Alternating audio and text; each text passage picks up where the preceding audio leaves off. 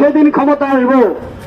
তবে অতি উৎসাহী যারা, আমার এখানে অনেক নেতা আছে, আমরা সময় হইলে ওইভাবে অত হেডলাইন বলে। আমাদের থানা যুব দলের আহ্বায়ক ডিবলু ভাই আছে, জেলা যুব দলের সহসভাপতি শাহাদত ভাই আছে, সোহেল আছে, আমাদের ইমরান আছে নুরুল্লাহপুরের, হয়তো এখন আসতে পারে, সে আসার কথা ছিল।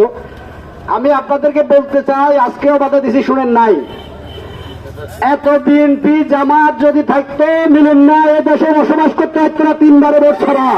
বিভিন্ন জায়গায় থানা থেকে বলা হয়েছে যে আপনারা শান্তিপ্রিয় মানুষ, শান্তিভাবে থাকেন, আপনাদেরকে মায়া করতেছে, ভিড়ের সামনা থাকবো না যারা সন্ত্রাস চাঁদাবাদী করতেছেন।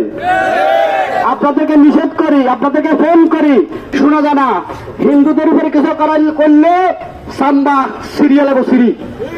তবে কিছু লোক এরা এখনো বসে রয়েছে ওই সন্ত্রাসীদেরকে বাড়ি বানার জন্য।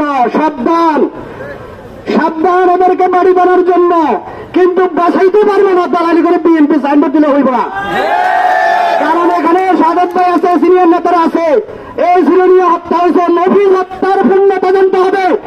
কারণ এখানে নফিজ হত্যায়